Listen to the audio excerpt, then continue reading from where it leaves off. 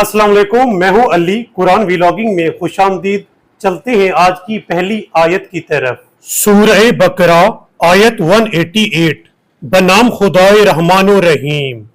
اور تم آپس میں ایک دوسرے کا مال ناجائز طریقے سے نہ کھاؤ اور نہ ہی اسے حکام کے پاس پیش کرو تاکہ تمہیں دوسروں کے مال کا کچھ حصہ دانستہ طور پر ناجائز طریقے سے کھانے کا موقع میسر آئے۔ ناظرین، قرآن مجید کی اس آیت میں اللہ تعالیٰ نے حکم دیا ہے کہ اے لوگو، تم ناجائز طریقے سے ایک دوسرے کا مال نہ کھایا کرو۔ ناجائز طریقوں سے مراد یعنی ایک دوسرے کو دھوکہ دے کر ایک دوسرے کا مال کھانا یا رشوت لے کر مال کھانا، اور ہمارے معاشرے کا ایک سب سے بڑا منفی پہلو کہ بھائی اپنی بہنوں کو ان کا حق نہیں دیتے اور ان کا حق کھا جاتے ہیں۔ تو اللہ تعالیٰ نے حکم دیا ہے کہ اے لوگو، ناجائز طریقے سے ایک دوسرے کا مال نہ کھاؤ۔ اس لیے آپ کو چاہیے کہ ایک دوسرے کو دھوکہ دے کر مال نہ کھایا کریں اور رشوت لے کر بھی کسی کا مال نہ کھایا کریں۔ اور اگر آپ کی بہنوں کا حصہ آپ کے پاس ہے تو آپ کو چاہیے کہ اپنی بہنوں کو ان کا حق ادا کریں اور ان کا مال اپنے مال کے ساتھ ملا کر نہ کھا جائیں۔ ناظرین، اب چلتے ہیں قرآن مجید کی اگلی آیت کی طرف۔ اور روزوں کی راتوں میں اپنی بیویوں کے پاس جانا تمہارے لیے حلال کر دیا گیا ہے۔ وہ تمہارے لیے لباس ہیں اور تم ان کے لیے لباس ہو۔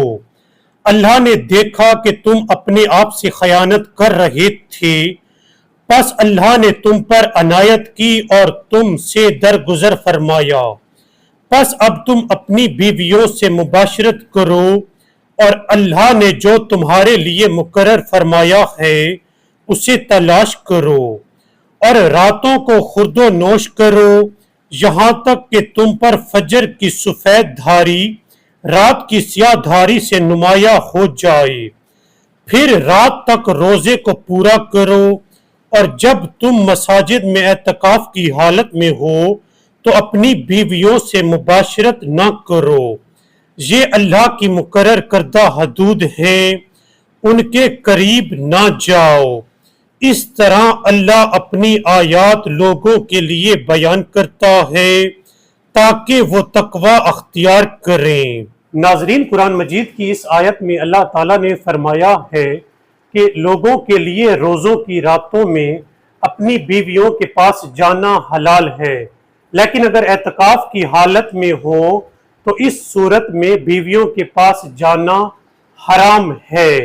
اور اللہ تعالیٰ نے قرآن مجید کی اس آیت کے دوسرے حصے میں فرمایا ہے کہ میاں بیوی ایک دوسرے کا لباس ہیں، یعنی اگر بیوی کو مرد کے بارے میں کچھ خامیاں اور عیب کا پتہ ہو تو اسے چاہیے کہ ان خامیوں اور عیب پر پردہ ڈالے اور معاشرے میں ان کی تشہیر نہ کرے، اور معاشرے میں صرف اپنے خاوند کی اچھائیاں بیان کرے۔ اور اسی طرح مرد کو بھی چاہیے کہ اگر عورت میں کچھ خامیاں ہیں اور کچھ عیب وغیرہ اسے معلوم ہو تو اسے چاہیے کہ ان پر پردہ ڈالے اور معاشرے میں صرف اپنی بیوی کی خوبیاں بیان کرے۔ ناظرین، اللہ تعالیٰ سے دعا ہے کہ اللہ تعالیٰ تمام جوڑوں کو ایک دوسرے کا لباس بننے کی توفیق عطا کرے۔ آج کی ویڈیو میں بس اتنا ہی، آپ سے ملتے ہیں اگلی ویڈیو میں، تب تک کے لیے اللہ حافظ۔